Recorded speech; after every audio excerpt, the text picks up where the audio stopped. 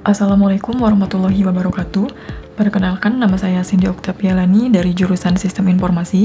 Pada video kali ini, saya akan mengerjakan tugas 1 mata kuliah Pancasila. Berikut adalah petunjuk pengerjaan soalnya. Di sini saya memilih fokus pada sejarah lahirnya Pancasila melalui peran BPUPK, Piagam Jakarta, dan PPKI. Mulai dari proses lahirnya Pancasila, nilai Pancasila yang tercermin dari peristiwa tersebut, dan refleksi pribadi, pelajaran apa yang dapat diambil dan bagaimana nilai itu masih relevan bagi generasi muda saat ini. Proses sejarah lahirnya Pancasila terjadi melalui peran BPUPK, Piagam Jakarta, dan PPKI. Proses ini merupakan perjalanan panjang perumusan dasar negara yang melibatkan tokoh-tokoh pendiri bangsa. Pertama, BPUPK atau Badan Penyelidik Usaha-Usaha Persiapan Kemerdekaan Indonesia dibentuk oleh Jepang pada 29 April 1945 untuk menyelidiki persiapan kemerdekaan dan merumuskan dasar negara.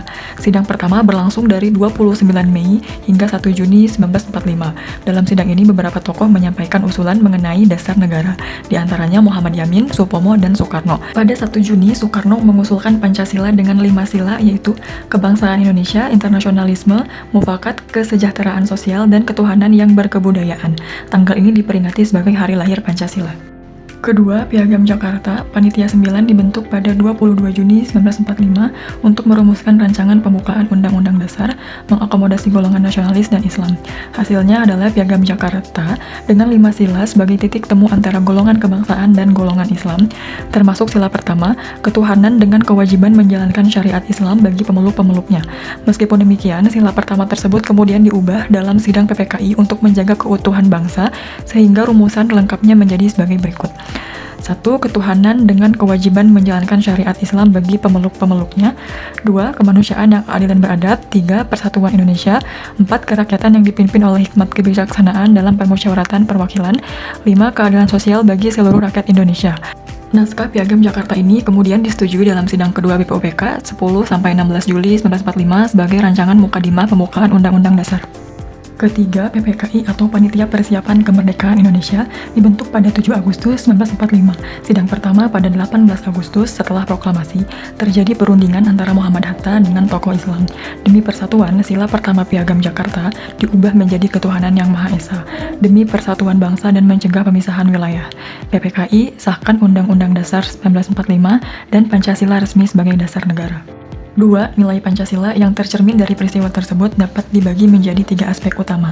1. Musyawarah dan demokrasi. Para tokoh mengedepankan musyawarah dalam sidang BPUPK dan Panitia 9, mengakomodasi usulan dari berbagai golongan tanpa mementingkan ego partai. 2. Persatuan dan kesatuan bangsa. Fokus pada keutuhan bangsa seperti perubahan sila pertama di PPKI untuk mencegah pemisahan wilayah, membentuk NKRI yang berdaulat dan adil untuk semua. 3. Toleransi antar golongan. Titik temu antara golongan nasionalis dan Islam dalam Piagam Jakarta, serta penghapusan klausul syariat Islam demi keberagaman agama dan keadilan sosial. 3. Refleksi pribadi, pelajaran apa yang dapat diambil dan bagaimana nilai itu masih relevan bagi generasi muda saat ini dapat dibagi menjadi 3 poin penting. 1. Pentingnya toleransi. Toleransi sebagai dasar kehidupan bermasyarakat, membantu menghindari konflik dan menjaga harmoni di era pluralisme. 2. Penerapan toleransi dalam kehidupan sehari-hari. Terapkan toleransi beragama dan menghargai pendapat orang lain melalui musyawarah untuk membangun masyarakat inklusif dan demokratis. 3. Relevansi untuk menjaga keutuhan NKRI. Nilai toleransi dan persatuan tetap penting untuk memperkuat NKRI di tengah tantangan modern seperti perbedaan pendapat. Generasi muda dapat berkontribusi melalui dialog dan solidaritas. Itulah sejarah lahirnya Pancasila melalui peran BPUPK, Piagam Jakarta, dan PPKI. Cukup sekian dari saya dan terima kasih.